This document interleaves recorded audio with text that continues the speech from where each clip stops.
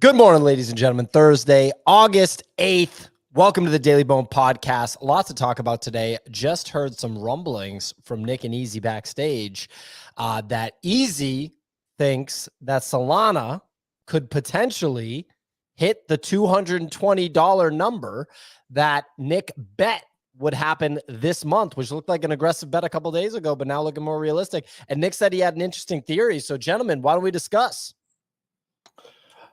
Let's hear your thoughts first, and I'll give you my thoughts. Well, I can tell you my trade yesterday. Yesterday, I was yelling at Great Kick trade to short. That timing would have been perfect, literally during the show. I ended up leverage shorting later. I was up 50%. I checked before I went to bed, or no, not before I went to bed. I was meeting with Pio. After I was done with meeting with Pio, I went and checked the trade, and I was down. Like the position I ended up losing, and not the whole exposure, just like a few $100. And then because it triple bottomed on the 15-minute, I went long, leverage long, ended up making like $1,100 nice trade on my long. And so ended up netting in the positive. But to your point, you're like, you may end up, winning this position here and it hits 220. I debate, like, you could debate shorting here again. Yeah. So I think we range, but I think the next volatile move is significantly more aggressive than the previous one.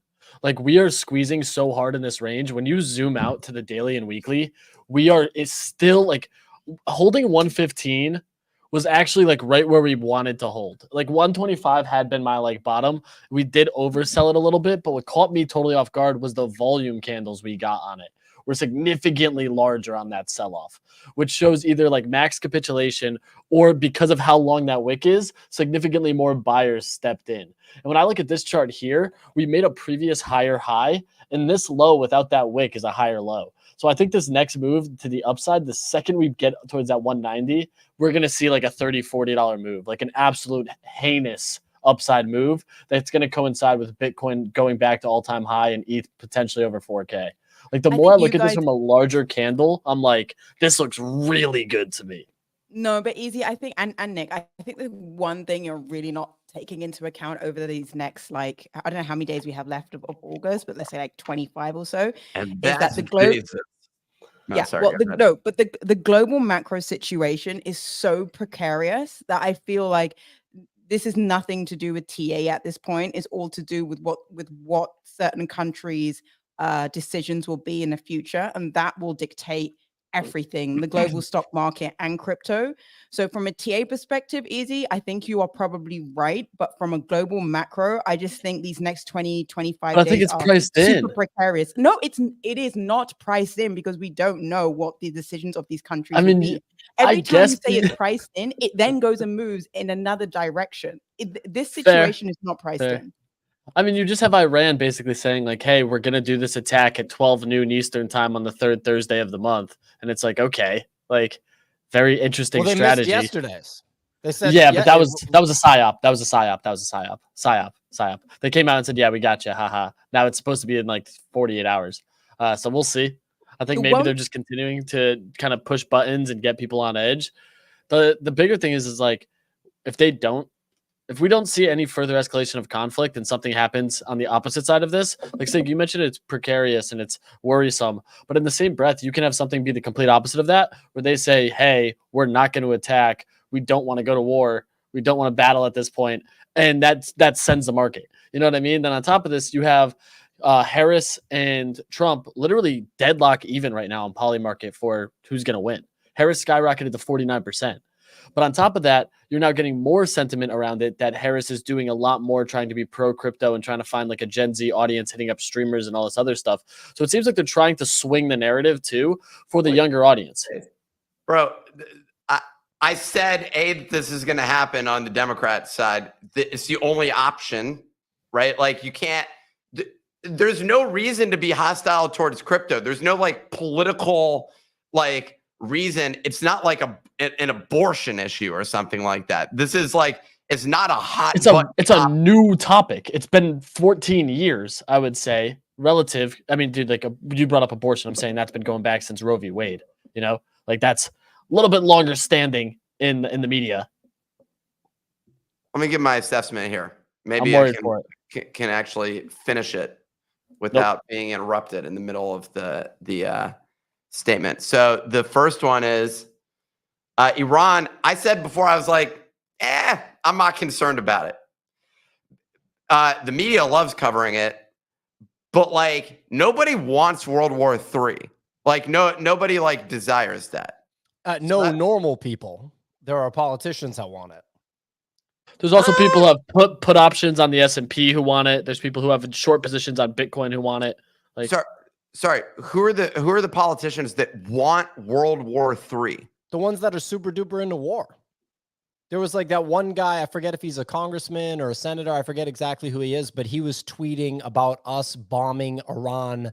You know, he basically people take his tweets as an example of a warmonger politician that was trying to get us into a conflict with Iran like 9 months ago or something. Like basically the first hint of, I think maybe it was actually during the Israel-Hamas thing or something like that. There, who's like bomb them to smithereens. This is someone that's an acting politician. But I'm talking about like presidents and stuff like that. Like, but yes, I don't know correct.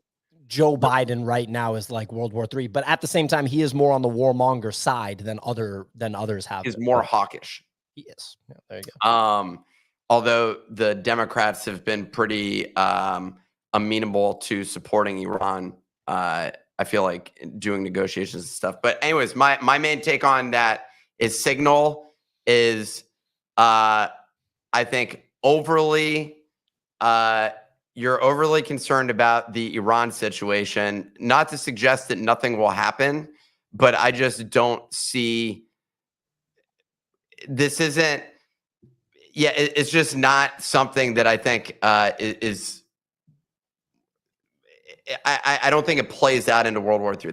I think we're very. I hope not. Neither do I. No, neither do I. I don't think it plays out into World War III. But all I'm saying is, right now across the world, there is. I don't know if it's to do with summer, but this stuff always seems to happen in summer. But there just seems to be unrest and these events that are happening that you cannot predict.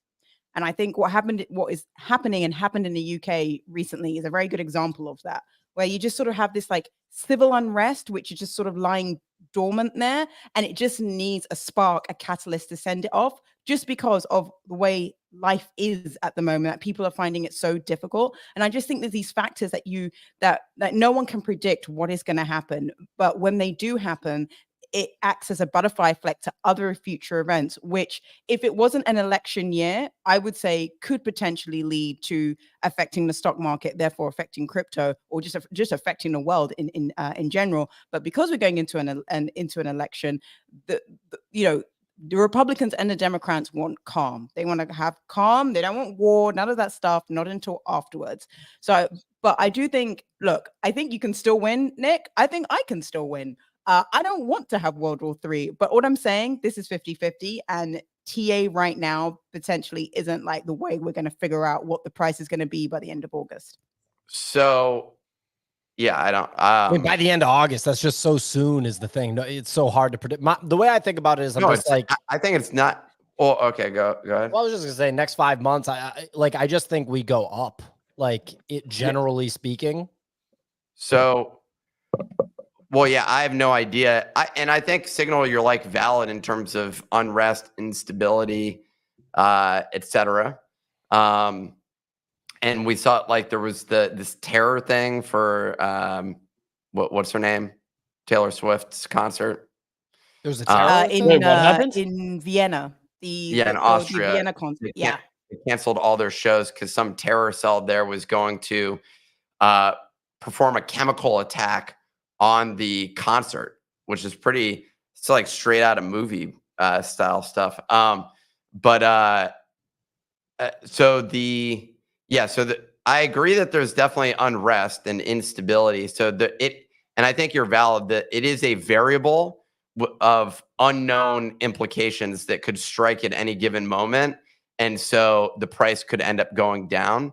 So you need some sort of like option for that, but you can't like, and those can include like black swan events, but it's difficult for you to be prepared for that moment because the cost of insurance against black swan events is so high.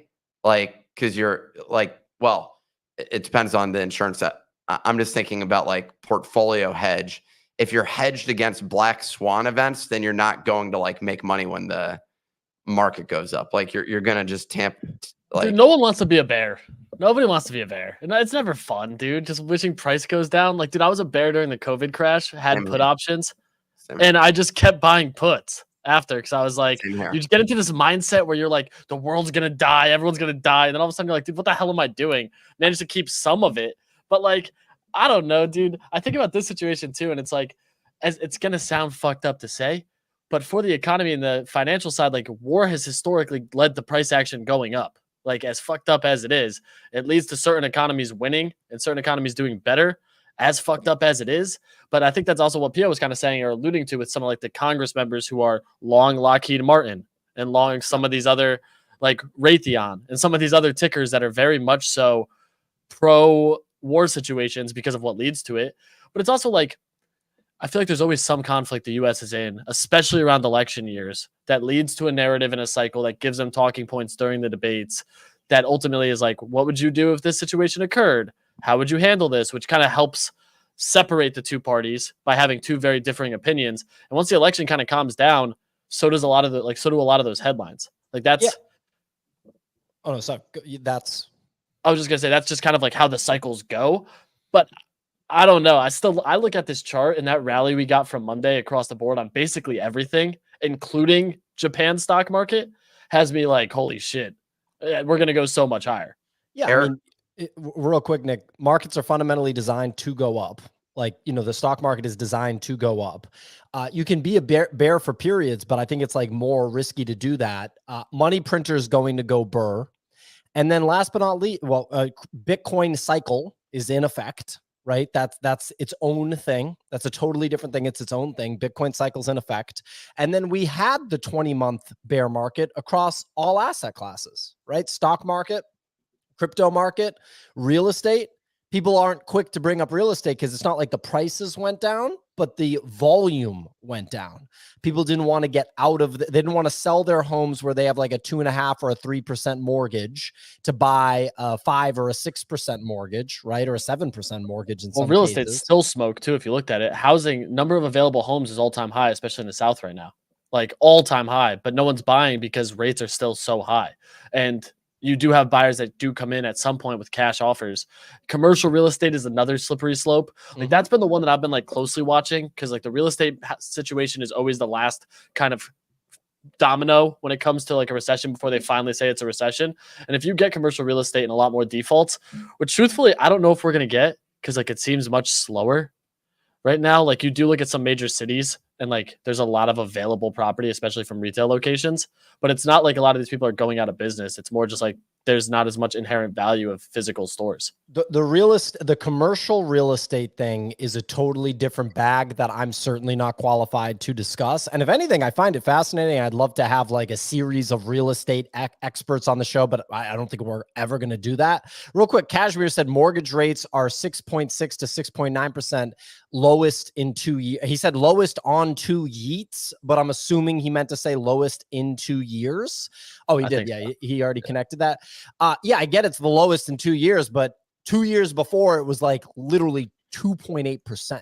Yeah, so, you could get a sub 3% where it was like the amount of people that locked in at that rate are never going to sell my mom's crib at that rate, and it shaved off so much off the mortgage. It was amazing. You're never going to sell that. Like you're going to keep that rate for as long as you possibly can. The rate is literally EV positive. Yeah, like, and I don't know if we'll ever get that low again. Like, just give me sub 5% and I'll be ecstatic. No, I don't know if we'll get that low again, but I think we'll get between 3 and 4%. If you listen to Fred Krueger, that's what he's saying. So look, ladies and gentlemen, we got a lot to discuss today. We got Ripple defeating the SEC. FTX, get this, order to pay $12.7 billion back to creditors. I want to talk about that quickly. That's crazy. And then the DeGods pivot. In other words, creating a Telegram. and subsequent rally. And we're going to be joined by a very special guest halfway through the show, the founder of Stream. You've heard us talk about our new partner, Stream, during the show, a gentleman named Jet. So today's show is brought to you in partnership with Stream. So we have Stream and Stream Pod Extension. Easy, what should people know about Stream and Stream Pod Extension? Yeah, so Stream and the Stream Pod Extension, it's a game that allows you to earn points during a variety of selected creators when they're hosting a space. So this show, my show right before this, a handful of others, you download the extension from streamhq.xyz, and it's a game that's much like Whack-A-Mole. So during the spaces, during the shows, what happens is you have a stream drop, where if you have the extension installed and you're listening to the show from desktop, it pops up this screen where you're then playing Whack-A-Mole. Earn these points. Plain and simple, it is EV positive to earn these points. There's zero cost to do so, and this project was incubated alongside Mochaverse by Animoca Brands. They're one of 3 projects that have been incubated by Animoca. We've seen Mochaverse do very well with their points into whatever those points turned into, which I'm not going to just outright say, but you can probably infer what points lead to. And by something that's backed by Animoca, that has a proven track record of success, and as simple as hitting these light up buttons to earn these points and doing these simplest actions while listening to a space that you tune into every single day, it's going to, I believe, end up EV positive for you by just participating in this. So go download the extension, connect an email or a Twitter account to it, and you'll start getting notifications and alerts when any of the creators that are part of Stream are hosting spaces. You're going to see us continue to do these. We won't announce every single day that we're doing them, so you're going to have to tune in every day, because even, for example, my show right before this, we just started doing them throughout the show. We didn't give any context. I believe right now only about 30 people are participating. I do believe that number will go up. So right now it's undercrowded. It will become overcrowded as more people catch on to why an Animoca-backed Stream gamified platform makes sense. But it's awesome. It's been a ton of fun, and I've been earning my points. Epic. So you can use the code Bodogos8888. So that's 4 8s, Bodogos 4 8s, to get early access to the ongoing beta. Once you're set up with the Stream Pod extension, keep your eyes peeled, because Ray is going to be running those stream drops that Easy was just alluding to throughout the show. It's going to give you a chance to earn points towards future rewards. Obviously, incredibly cool to have one of the very few Animoca incubated organizations as a partner. Why don't we get into this weather report? Signal, please take it away. Sure, Pio, let's get into it. Today is Thursday, 8th August. Looking at the crypto roundup, the majors have posted gains this morning, with Bitcoin at 58,200, Ethereum at 2,500, and Solana at $157. The mover of the day is a throwback. It's Pac-Moon. That's up 70% to a 10 million market cap after announcing a migration off Blast onto, of course, Solana. Over the past 24 hours, top 3 stories. Well, firstly, after over 3.5 years, Ripple's legal battle with the SEC finally ended, as a judge ordered $125 million in civil penalties and rules that XRP is not a security. That is good for everyone. XRP is up 20% on the day to a 34 billion market cap. Secondly, FTX was ordered to pay 12.7 billion to creditors as the CFTC case came to a close. The order did not contain any civil penalties, but has banned FTX and a sister company, Alameda Research, from any futures trading of digital assets. And then lastly, we saw more waves in the US political landscape as Kamala Harris has now flipped Donald Trump for the first time on Polymarket. Donald Trump Jr. joined his brother Eric with another cryptic crypto post on X, stating they were going to shake things up in the crypto world with something huge. That is all for the weather report, folks. It is back to you in the studio. Fantastic weather report as usual. I mean, look, the big kind of news story, we don't have to spend too much time on it, is the Ripple court case with the SEC finally ends. This has been years in the making. Ripple ended up having to pay $125 million in fines, which is significantly less. You know, it's a fraction of the $2 billion that the SEC had been asking for. It is official that Ripple is not a security. The XRP token jumped over 20% in the past 24 hours. It's at a $34 billion market cap. Pretty crazy stuff, outperforming Ethereum here in the past 24 hours. I mean, look, Nick, you've been familiar with Ripple for quite a while. Any thoughts on the Ripple token as a potential buy? I can't buy it because they don't have it on Gemini. So I don't care about it because I can't access Coinbase. I think it's a buy. Yeah, I think it's a buy. I still think we get an XRP ETF at some point. I still think it happens. Like, we continue to see that this is not marked a security, which is like inherently bullish. Speaking of ETFs as well, like, I know I've been saying I think we get XRP before Solana. We just got the first Solana ETF in Brazil that now went live, which was wild to see. So I do think we will end up seeing an XRP one, maybe not in the US, but somewhere, just because of the presence it has. I mean, this is another beautiful chart. I wish we could get that break above 65 cents because that's where you really want to go with this. Great breakout though, especially on that downward candle on the capitulation day. Up, damn, yeah, that thing's cooking. I just think the XRP, for some reason, people like it. For some reason, I even got a text yesterday from someone who was like, "Just bought a bunch of XRP. Was this a bad decision?" Just out of the blue. I haven't talked about crypto in God knows how long, and I was like, honestly, I like the play. I don't think it's a bad move. They're like, yeah, just saw it on the news. By the way, sorry. I said, yeah, I don't hate the move. I think it's a good move, and we'll see. We'll see what happens with it. Well, crazy stuff with Ripple. Obviously, that took so many years, but it could be a potential, kind of statement-making result for the rest of crypto. We'll see how it goes with who wins the election, because Donald Trump has vowed to fire Gary Gensler. The fact that Kamala Harris has now flipped Donald Trump on Polymarket says it all. That is insane. I've actually been telling Kicks, I'm like, do not be surprised if Kamala wins. And here we are. We finally have odds with her as the favored winner. Next story, FTX ordered to pay $12.7 billion to creditors and has to cease trading digital assets. Some dates to look out for here. Creditors have until August 16th, so 8 days from now, to vote on taking payouts in crypto. Judge Dorsey, assuming that's the judge on the case, will decide on the final payout method by October 7th, so a couple of months later. Question Ray prepared is, do we think that this liquidity flows in or out of the market once it gets distributed potentially later this year? I think it gets priced in. I think all this stuff gets priced in. This is like a mini version of Mount Gox in many ways, with like a shorter time horizon. What's so funny, Nick? What's going on?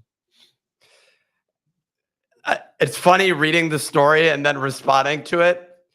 I was just picturing the extreme version. You reading the entire thing and responding to it and just moving on to the next thing and just going through the document and being like, and that's all we have for today. Thanks for joining. So just going through a bit in your head. Yeah, pretty much. Well, we can discuss anything that you want to discuss, Nick. What would you like to discuss? The bit that was in my head. Be after that. What's the next segment in your head? The DeGods thing, I actually am down to discuss. Did you run it? Did I just skip? Or I didn't skip over it, right? The document does not matter. Okay. Well, so the price pulled back. What do you like about it? No. What do you like about it? So let's give context first. What I've wanted to do the entire time. We're basically doing this right now. They did a teaser video. I kind of want to just copy the teaser video. Can we have some context, Nick? What's happening? What's going on? So there's a few things, and I think this is the case for every NFT project, and it varies in terms of most NFT projects, and it varies in terms of where they're at and what their 2021, 2022 looked like in terms of behavior right now. And I guess in the case of DeGods, 2023 had a major impact as well. And for us, it did as well. I'm now just listing years. But the thing that I was going to say is, one thing is communication. So having the Telegram. I hate Discord. I think Discord is the most annoying app. I already have to deal with Slack. And Slack I'm in like multiple communities or whatever. I remember the only reason I went on Discord was in 2021. That's where all the NFT stuff was happening. And you'd go into 20 different Discords and try and like get a sample of what was going on before eventually realizing that just honing in on one Discord was the right way to go. So like the CryptoPunks Discord for me was like one of the best ones. And I just connected with people there more than like the Bored Ape one was cool when the price was pumping. But then when it wasn't pumping, it was like a bunch, like a bunch of conversations that I personally couldn't connect with. Like it was just about like being high 24/7 and like talking with each other and not doing anything else. Like, and I was just like, all right, well, this isn't like my personal vibe. So like you're entitled to do that if you want, but it just wasn't my personal thing.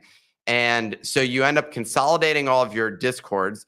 We've gone through a process where we had a bunch of channels and then it's like consolidate, because you need to have like hundreds or probably thousands of people before you start breaking out new channels. I'm kind of a minimalist when it comes to like just online communication in terms of like it's better to have less than to have more. And I think Telegram is like perfectly fine for that. I see a lot of our conversations happen in Telegram now personally with like it within our business. And if I can like choose between one chat app, I'd much prefer that. It's like I got to be on like WhatsApp, Slack, Telegram, Discord, iMessage, and like an email. So I'm going across all these different messaging apps and I'm just like, I don't want all this. Like, it's just not necessary. And I saw Tofu from our community say, I don't understand why people would go to Telegram. I see commenters saying Telegram, one person saying Telegram's the worst. Everything's the worst if you don't configure it. Like, that's just the reality. Yeah. You have to go through some configuration with all of these things and set your own best practice. You end up doing the same thing happens with email. The same thing happens with everything else. I just fucking hate Discord. So Telegram's folders are actually good. I'll give them that. Like, I've configured my Telegram folders in a very specific way that I finally am like, okay, I can use Telegram productively. Yeah. It took me a while because I think I still have 1,500 notifications on the thing for unread messages. But it's like a lot of those are groups. All the ones that I actually need to respond to are great because it just, now when I put them in a folder, it gives me just that folder. I'm like, this is beautiful. Discord, I've been a Discord dog for 3 years now, and I still hate Discord because for a while it was like the best place for DMs because I had my friend requests off. Now even that's a dumpster fire. Now you open it up a little bit and all of a sudden it's a goddamn dumpster fire. Twitter DMs are lost. Telegram's the one place where like I can still have some level of like I can respond productively. Here's a hot take too. If you run your business on Discord, you're going to fail within 12 months. I'm just throwing out. I know all these people that run their business on Discord. What do you mean by run your business on Discord? Like instead of using Slack, they're using Discord? Remember the team we were working with that we had to communicate about GIFs, for example? Yeah, I mean, but there were bigger issues than Discord with them. That was some little. What I'm saying is if you're running your business on Discord, it's indicative of your immaturity, basically. The only exception I go with here is there are some communities that are effectively run on Discord where there are thousands of people that are in that community, and it does become difficult. But Telegram now has super groups as well, where you can set up individual channels, which is kind of the primary thing that you end up doing in order to like manage large communities. Large community management is a difficult challenge. It's also a very niche problem. Like there's not a lot of people that are running groups with thousands of people in them. They just aren't. And any NFT group does not have thousands of people. It's less than 100 active people that write messages every day across the board, including Bored Ape Yacht Club and Pudgy Penguins. And DeGods, which had a temporary spike in activity on their Telegram and a temporary pump in their price. I like. They did a 100% rally though. That thing was nice. I have enjoyed the market cap price. Is my favorite. Was fucking hilarious, dude. I'm glad you like that because I sat there and I was like, this might be funny as hell because I knew how high they went in soul terms. So like you see me just open the chart and I just keep zooming in until you can finally see. You got to pull up the video. You got to go to the tweet. You got to go to the video. It's like a 50-second video because I remember how high they went. So I was like, oh, this bump, everyone's going crazy over this bump. When you see it in the grand scheme of things, I'm just like, it's not a shot at it's not a shot at DeGods at all. Like, it's awesome to see them rally 100%. Kind of felt like one, but okay. No, it was just more for like this is jokes, dude. I hold a DeGods. It's like here's where I think that the price is gonna go. So you like zoom in, you zoom in more. You zoom in more so you can start to see the little bump that happened on DeGods. Frank is like now tweeting, being like, "I'll burn these 6 DeGods when on the way to 100 million market cap." I don't know about the rallying cry, basically. Like, and we've gone through burning as well. The burning itself has no impact on price action, like over any like extended period of time. I like burning from a supply standpoint over the long term. I'm totally down with it.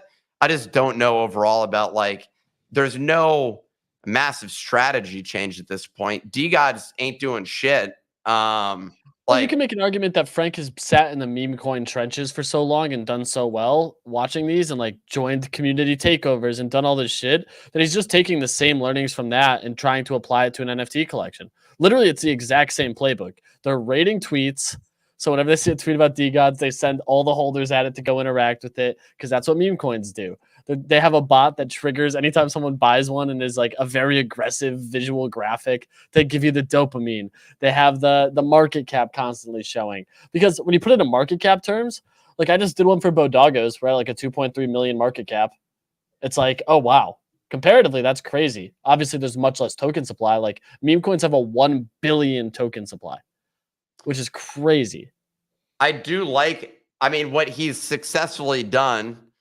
Well, what's the price of a DeGod right now in USD terms? Well, it's way up. It's way up from where it was. It's $4,000. And it was like 15 times 150. So it was like, it's up probably like $1,000, $1,500. Okay. So my general take is mental math right there, by the way. Go ahead. I like that he's like, I like that he's pivoted to basically the whole strategy now is just messaging, which I fucking love and would love to be able to make that transition. It's not even just messaging. It's just bull posting. It's purely bull posting. They're not messaging anything besides go raid this tweet. They said the word DeGod. Go raid this page because they messaged us back. Go bother the hell out of this guy because he might buy a DeGod if he gets 50 likes. Let's just be on the timeline as aggressively as possible. And this is what DeGods did the best when they started, was just dominate attention. They know how to dominate the narrative and dominate attention over and over and over. And it's exactly what we're seeing here, is they completely control the narrative. Right now, it's like people are having fun with it again. And now the whole thing's like, are they reviving NFTs? Do I think this lasts forever? No, because we've seen how meme coins play out. Like it's short-lived hype cycles, then drops, then hype cycles again. But I think it's fun. I think that's the best part about it, is it's enjoyable. Well, I do like it. But it also feels like, I don't know, it feels like NFT just over the past couple of years, because of the price as well, just keep becoming so niche. Like it just keep like so niche. It just feels like sometimes it's just going to be, you know, those people who are really passionate about trains and they build those massive tables with trains and then they go in the middle and they pop up and they're like, their train is going round and they build a mountain. That, and you know, it's a very passionate community, those people who have these sort of games, but it's a very small corner of the world that does that. And that's what NFTs have felt like over the past 12 to 18 months, that they're becoming they've become more and more niche, more and more passionate for the people who are in that corner. But that path to mass adoption that everybody was talking about 3 years ago, it just feels like we've got further and further away from it. Not saying that is a path it had to take and it had to happen for it to be successful, but it definitely feels like it's gone the other way and it will continue to go that way, regardless of what the price is. Yeah. So Sig, obviously I totally agree. With regards to the mass adoption thing, when people say mass adoption for NFTs, what they actually just mean is mass adoption really with integration of blockchain technology, right? So mass adoption for Bitcoin is basically everybody realizing that Bitcoin is a store of value asset. And so anybody in the world, some 90-year-old Indian woman in South India, some, random guy in Northern Africa, they have a use case for that. NFT collectibles will never reach mass adoption because a 90-year-old woman in India does not need what's essentially an action figure. She does not need a Pokemon card, right? However, you do need a digital version of important documents like your car title or the title to your home. there will be a full digitization. Those will technically be blockchain-based NFTs. You just won't flip them. On this show, I did make a joke about easy flipping car titles in the future, which I still do genuinely think is going to happen. I think it's going to take a long time to get there, but I think at one point, Easy will have like a $250,000 car portfolio because he sees deep value on X, Cadillac, whatever. And he doesn't have any ownership of the cars, but he has the titles and they're in some garage somewhere. I think it takes a really long time. I also think that so there's no product market fit for NFTs right now. All you can do with NFT collectibles, all you can do is buy them and sell them. There's no other product market fit. There's no staking for a token, blah, blah, blah. Nothing works, right? And there's no examples of anybody doing anything right. There's literally none. And it's because it takes but that's not true, PR. I think what... Give me the example. We'll then immediately do it. I want to hear it. I think what Pudgies are doing is extremely... And actually what Doodles did. I think I want to say about 12 months ago, do you remember Doodles sent out that tweet that we are not an NFT company and everybody went wild and just floored everything? Well, the way they've been building actually has aligned with that tweet and is actually the right thing to do if you don't want to end up being this small corner of the internet that a very, very small but passionate part of the community care about. If you want to have more people, you actually do have to operate as if you are not an NFT company in order to be able to build out into different verticals. So I think what Pudgies have been doing and what Doodles are doing are actually the right direction to build in if you then want to drive people back to the original action figure, if you like, within the ecosystem. Both of those entities raised a ton of money and are in Pudgy's case are continuing to raise a ton of money, and they're using those resources to, essentially build a business in different directions.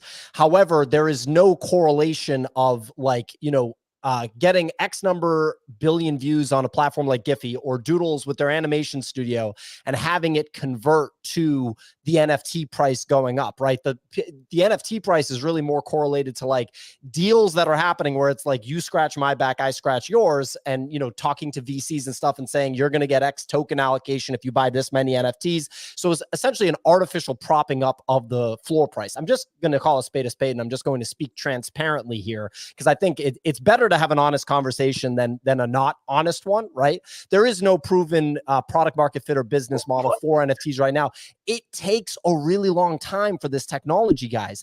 Just this year, we got the Bitcoin ETF. Bitcoin's been out for 15 years. Just this year did the traditional financial, ecosystem finally acknowledge and say, this is a real thing. And you're starting to see pension funds allocate 1% to Bitcoin. You're starting to see, you got the country of El Salvador buying Bitcoin. You have corporate entities like MicroStrategy buying Bitcoin. Tesla owns Bitcoin. It took so long to get here. 2021, people essentially discovered NFTs. It's incredibly cool technology, right? It's taking the technology Bitcoin brought into the world and applying it to art. So all of a sudden, this level of excitement came, right? Crazy excitement. That's the white hot period of the space. And then naturally it fizzled out. The prices got so high, guys. The prices got completely insane. That wasn't supposed to happen, but it did happen, right? Then the bubble starts to deflate. It slowly goes down. And here we are now. If Doodle started today, what would that look like, right? They would not be able to raise as much funding as they did. And this is not me taking a shot at them. This is me speaking transparently about where we are. The number one thing to do if you have an NFT project, if you're Doodles, if you're Penguins, whatever, is to survive, right? It is to survive because there is no business model right now. Will there be one? Absolutely, 1,000%. But I think 6 years for this stuff is nothing. And think about it. We're 3 years from 2021 and there has not been any material development at all. I think another 6 years is nothing. So that's just the reality of it takes so long for technology to truly be adopted and to truly advance. It's taken 15 years just to get Bitcoin, the most powerful piece of technology in this whole thing, to get an ETF. And it's the only one that everybody in the world actually needs and can actually use. Everybody can't use an action figure. So anyway. So Gelatinous Dad said, I don't believe in NFTs. You're not listening to what I'm saying. I think that they're the most powerful and cool technology ever. I think it takes a really long time for there to be a true business model and a true, actionable plan with NFTs. which has been demonstrated, right? Because you can't point to anything right now and say that's actually working. It's all about survival right now. And it's going to take like 6 to 12 years for this to actually become something significant. It took 15 years to get a Bitcoin ETF, guys. And that's the thing that everybody in the world literally needs. That's disrupting gold. That's like a really big deal. It took 15 years to get the ETF. Look at what's happening with Ethereum now, right? It's like, well, what even is it? It's got a competitor in Solana that's crushing, right? ETH got an ETF. Does anybody care? I don't know. All this stuff has to play out, and it takes so long, guys. And that's okay. That's just how it works. It took a long time for the internet to become, what it is today. Pets.com in 2001. Turns out people do want to buy pet stuff online, but it took another 20 years for Chewy to become relevant. Anyway. Everyone's dead silent. No, I'm dead silent because I think we're talking about two different things. I'm talking about how, like, I do think the projects, the companies like Penguins and Doodles are actually building NFTs correctly by not focusing on being an NFT. And that's how I think they're doing it right. And I think the ones like DeGods who are focusing on it are just a very, very, very niche corner of the internet. And I think those are two completely distinct things. And the first two projects that I mentioned have actually found a product market fit. But it has nothing to do with the action figure. But it has nothing to do with the original action figure, which is referring to the original NFT. I'm just using your analogy. Sure. What is Doodle's product market fit? And it's not me taking a shot at Doodles. I'm genuinely curious. But they've got their studio. They've got Pharrell Williams working on their things. They've got all the partnerships that they've had with Camper. What is the product market fit, though? What's the product and what's the market? Well, the product is the IP. That's what they're trying to bring into the world. And I think arguably that is an extremely difficult thing to do. You've got many businesses trying to do that. Either through Netflix shows, either through plushies, all this kind of stuff. I think they definitely have a product market fit, but it's incredibly difficult so the product is their IP? Yeah, to create an IP that people will fall in love with, that then you can then convert into different verticals. And the market for that IP, I'm just saying, like, where is the product market fit? Like, so, okay, the product is the IP. Marvel, I would say, has product market fit, right? Everybody loves the Marvel and it was movies. A story. It was just a comic. These things people just started bought off the comics. Yep. And people pay to go to see the movies. So I think you could argue that Marvel has had long-standing product market fit. People want X-Men. They buy the action figures. They buy posters on the wall. I think it's fair to say that the only product is the NFT for all these companies, and the only revenue they're generating is the royalties off of it, and they're not making any money off the royalties right now, so they're completely fucked. Pudgy's just losing money hand over fist. Yuga's losing money hand over fist. Doodles is losing money hand over fist. They're all losing money. Losing money as a business is but Nick, you like Facebook. Come on, that just lost money at the beginning. Just lost tons of money at the beginning. All I'm saying not really tons of money. And explosive user growth. A business losing money at the beginning is not an indication that it's not a real business. And I'm talking specifically about Facebook was adding millions of people a day. And they were at a net loss, but they had revenue generation out of their advertising product before they even pretty early on. They had an advertising product. They were at a net loss, but they had product market fit. To Pio's point, there was a product, a social network that people were using on a regular basis, and they were inviting their friends, and it was growing, and the stickiness of that product was growing. So they had definitive product market fit for a social network. Instagram had product market fit. They weren't making any money, but they had product market fit where millions and millions and then more millions of people ended up joining the product. Pudgy Penguins has what they have is people buying their retail products, heavily based at the beginning was like bootstrapping that based on their actual holders that were buying it. I don't know how much money they're making off of retail right now. Are they experiencing growth on their retail end where they're making a ton of money as a result of like them selling their product?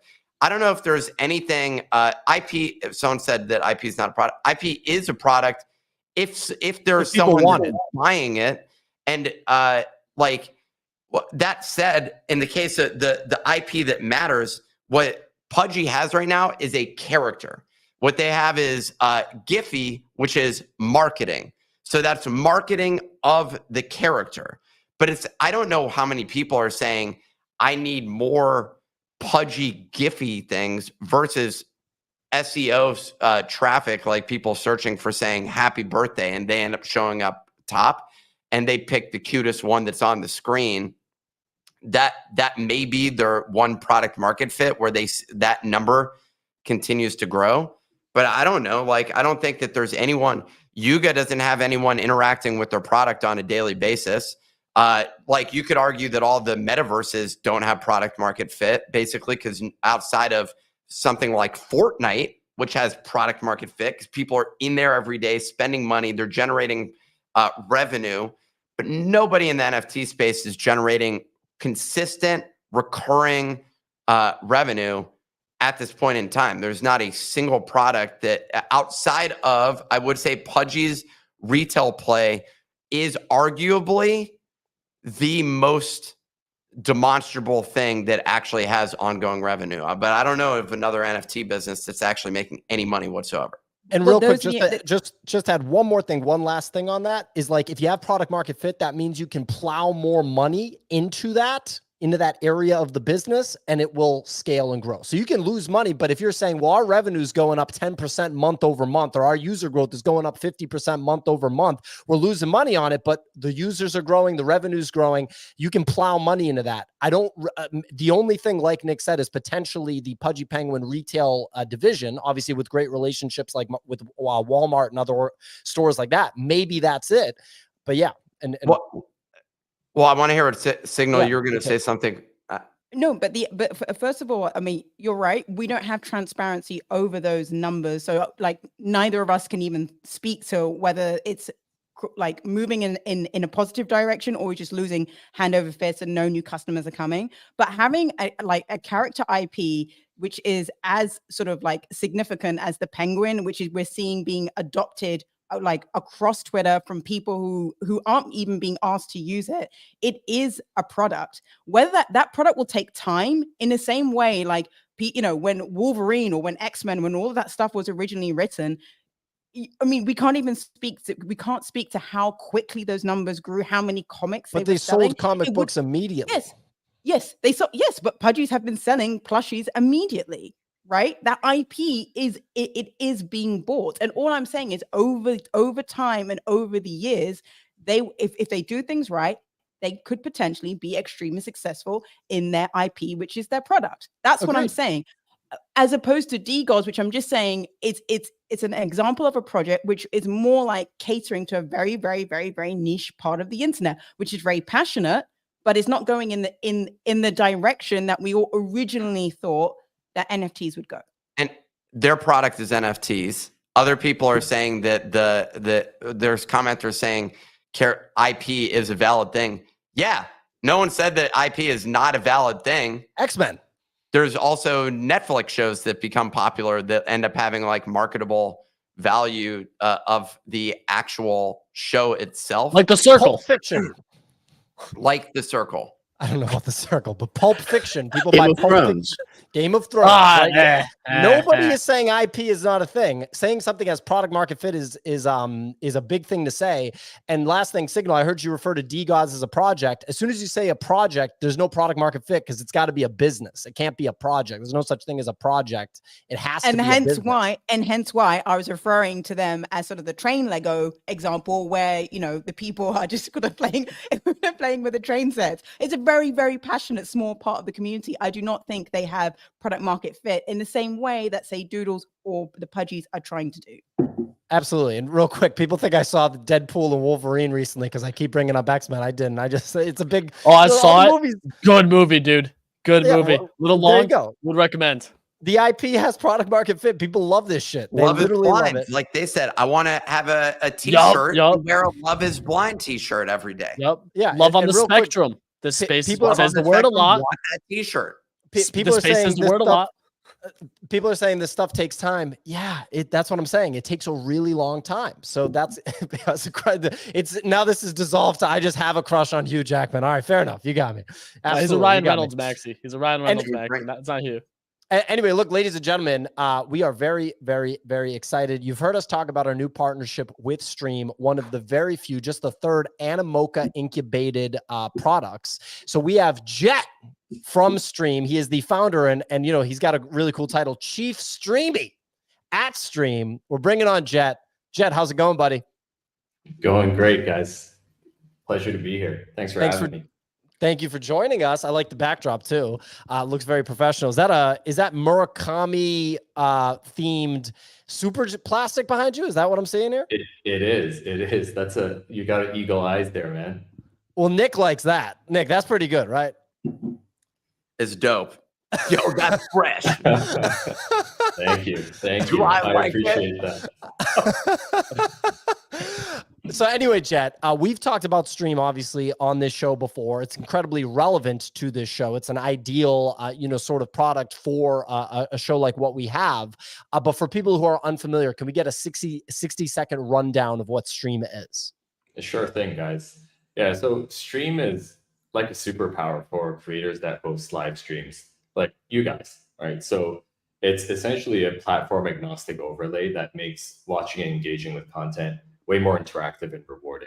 So in a nutshell, what it is we have a Chrome extension, and it also doubles as a progressive web app that allows us to bring mini games and tokenized rewards directly to any streaming platform, any content platform. The idea is to really elevate the experience for the audience. So you're not just like sitting there watching passively, and instead you're actually part of the action, right? So whether you're like a fan or creator or a brand, right? Stream gives you the tools to really connect and engage with your audience on a new level. And ultimately, like our goal is not to replace platforms like X, YouTube, Twitch, Kick, you name it, right? We're here to actually really elevate the experience by just making it more intimate and giving creators an additional surface area to really get creative with. And ultimately, right, the plan is to allow people like yourselves, right, creators, to ultimately monetize the surface area as well. Incredible. So, I love that you're not competing with those platforms, but it's almost like building a layer on top. Absolutely. We want to meet the creators and their fans and their audience where they're already hanging out. Like we really don't see the way being to compete with the existing platform, simply because like it's just so fraught with different challenges, right? We want to take the path of least resistance, and we want to deliver the best experience ultimately. Awesome. And obviously that speaks very much so to our side, to the creator side. And I'm sure that we do have creators that listen to our show. And I'm sure that speaks directly to them. How about on the audience side, the listeners, someone that's consuming the content? What's the kind of vision there? So if you're into Twitter Spaces, if you're into different live streams, if you're a user of Twitch, right, Stream is going to take your experience up a couple of notches, right? So the idea is to make listening to Spaces, watching streams more interactive and fun with like real-time games and rewards for participating. So imagine if you guys here, right, could just flick open the Stream HQ dashboard, and you'd be able to select from a whole app store full of different mini games, right, that you could actually pop up on this overlay right next to the stream. And you could just play games. Like imagine playing, like, say, Pac-Man with your audience, right? How dope would that be? And Definitely. And right here on the screen, we have the very first experience. We have a whack-a-mole game. That's our very first stream drop. There's going to be more and more of those games coming up. So yeah, super excited here. But ultimately, it's really about making these sessions more memorable and connecting with your favorite creator. And even others in the audience, and ultimately really letting you guys as creators tap into that fandom, right, in a more visceral way. And ultimately, like, there are rewards, of course. We are a Web3 company. We are all about the crypto rewards and the tokenized rewards. So that's really, in a nutshell, as an audience listener, why you should really pay attention to Stream. Awesome. And we've shown that whack-a-mole game, which is super cool, on stream before. What are some other, kind of future angles that people might be able to expect from stream, if you can talk about this? I mean, yeah, like there's so much in the pipeline, right? And with the whack-a-mole game, we're really only just getting started. That's our very first stream drop experience that we're rolling out. But what we are planning to do is to roll out a whole slew of other different experiences. The very next game that's in the pipeline is actually live quiz, right? So just imagine being able to essentially tee up questions about some of the topics that are being discussed on your live stream, and to be able to quiz your audience in real time, right? To be able to really check like who's actually been paying attention. And I think that's a great way to really as a creator, right, understand your audience and to see like where your audience might actually be getting tripped up, where they might be getting confused, etc. Right? Because live streaming as a market is massive, and it's actually $70 billion market today, right? Driven mostly by ad revenue, but there's really still like two big issues we haven't solved for, and that's number one, like valuing genuine engagement, right? And number two, it's the vibes, right? But on the first point, we live in an age where like likes, engagement, it's so easy to bot, and like real attention and engagement is just way more valuable than things like likes or just like impressions, right? But it's kind of hard to measure this, which also makes it hard to reward, right? So for creators that are actually able to grab real, genuine attention, you don't actually get the recognition or the rewards that you deserve. And so, ultimately, the end vision for stream, right, and with all these different experiences that we're rolling out, is to be able to really measure that attention, that genuine attention, and to be able to reward that genuine attention. Awesome. Nick, it looked like maybe you were thinking about something based on what Jet was talking about. Oh, no, maybe not. I misread your face. The one thing I would wonder is like, why this? Like, what's motivating you to create this product versus something else? I mean, like I kind of alluded to this earlier, right? I mentioned that there are two big issues we haven't solved for. And, like, again, like, you're probably wondering, bro, like, do we really need another creator platform? Like, why stream, right? And I meant so personally, like what's driving you to tackle this particular problem, basically? Yeah, absolutely. I mean, I've been a builder for, 5 or 6 years now at this point. So I've been in this space for a couple of cycles, and I think the experience of engaging with projects really hasn't changed that much over the past couple of cycles. It's always kind of been like the same template over and over again. And what motivated me to really build Stream was that I actually thought there was a lot that we could do with spaces. There's so much attention going into Twitter spaces, going into live streams. And that is invaluable in this space, right? But the whole recipe, the template around how spaces are done just hasn't really changed in a very long time. And we saw an opportunity here to really bring something new, bring something unique, and really just to make spaces like really fun, interactive, and exciting again. Awesome. And that kind of leads into my next question, is that the product's live on Twitter Spaces, X Spaces right now, which we've discussed on the show, and people can participate literally right now. Where do you see yourself expanding? Obviously, you've named some major platforms in this discussion, but what can people expect next? So obviously, like, we're psyched to be on X and to be, infiltrating the different spaces, right? We're currently sitting at I think around 40 creators today in private beta, but we are looking to expand to platforms like YouTube and Twitch very, very soon.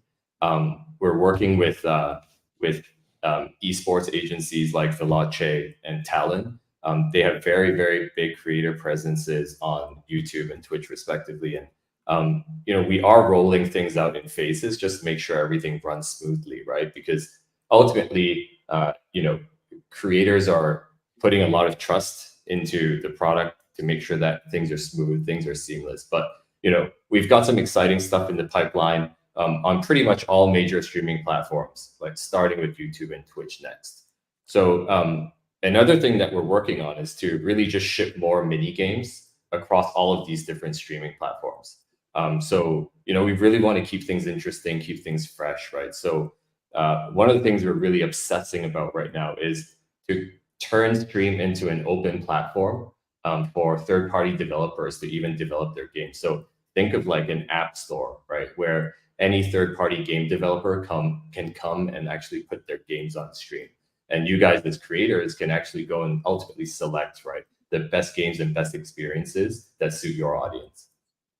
I mean, it sounds awesome. And we should talk a little bit about the Animoca, kind of side of things. This is an Animoca incubated project, the third one. What's that experience been like? And maybe could you peel back the curtain a little bit on, what that means? Because a lot of people in crypto and Web3 have heard Animoca backed, but this is, a bit deeper than that.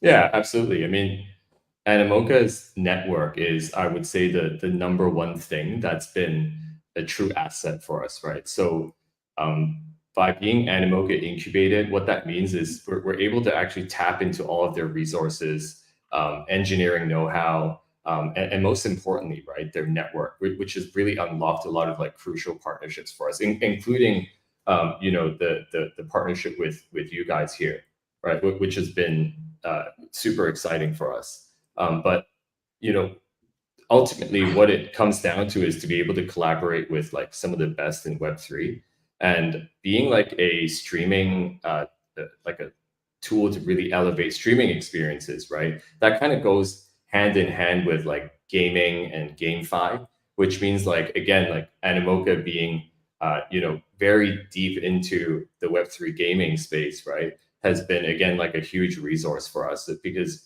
we get to meet all of these different amazing Web3 games founders, right? And to be really able to bring them onto Stream as well. So I would say that's like the main benefit of having been, being able to work with Animoca.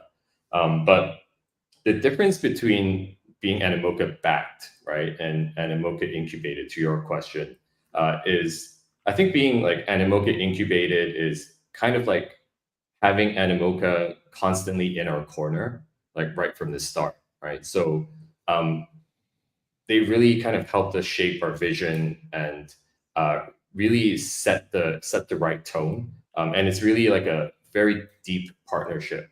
I think Animoca backed projects kind of get support from their network and expertise as well. But I think it's much more of like an arm's length kind of relationship as opposed to like the relationship that we have with Animoca, which is almost like a, it's almost fraternal in a way, if that makes sense. No, it does. And there's few organizations you could point to in our, kind of space here that have been around for as long as Animoca, right? Because I remember when me and Nick interviewed Robbie, CEO of Animoca Brands, a couple of years ago at this point, he was talking about the history of Animoca and just how many years it's been around, because obviously a lot of people found out about it in 2021. Maybe some people that were early found out about it in 2020, but the history goes way further than that, almost like a gaming first kind of approach, but then seeing the opportunity in crypto and really properly integrating it with, playing the long game. And then when you think about like the connections that you can get from an organization like Animoca, like you pointed out, I can't really think of too many other organizations that would be a better, angle for a product like yours to have, in their corner, like you said. So Ray is showing on screen the sign up link. This is for people that are watching on YouTube. I'm sure it's pinned on Twitter also. The URL is streamhq.xyz. Use the early access code BODOGGOS8888. That's BODOGGOS and then 4 8s. I believe we have another stream drop in 2 minutes at 10:10. So Ray's just pointing that out to me. So we'll definitely stick around for that. Jet, anything else that you'd like to kind of discuss here? Obviously, a lot of exciting stuff. New games, or mini games, I should say, game interactions as they're called, on the horizon. New major platforms, realistically coming, soon enough on, YouTube, the biggest video platform in the world, and I'm sure others. The X Spaces, Twitter Spaces, interaction is already live. Anything else that people should kind of know about okay, we got Reverse Flash asking when mobile apps. So we got people asking about a mobile app here. Mobile is coming on Monday, actually. So that's huge. That's huge. That's huge. We've been doing the stream drops too. We've been doing these stream drops across both of our shows from 8 and 9 a.m. And then most prominent feedback is when mobile right now, just because that's where so many people do tune in. What's that experience going to be like? Is it going to be on the App Store, or is it going to be a progressive web app? It's actually going to be a web app to start. We're trying to convert it to a progressive web app very soon, but that's alpha, guys. Actually, we haven't even announced that publicly yet. So, sheesh. That's awesome. Well, that's incredible. Okay, so Monday mobile app rollout. That's obviously very soon. Anything particularly interesting about that rollout? Features that people should know about. Well, I mean, I think it's gonna be. You're gonna have to experience it to find out for yourself, right? But what we've tried to do is to make it as smooth and as seamless as possible, right? We are creating an overlay ultimately at the end of the day. And, this is it's a separate page, right, to the native streaming platform that you're looking at. And so, the key thing for us is, we want to stay very close to how our users are actually using it, how fans are interacting with it. And ultimately, we're learning, right?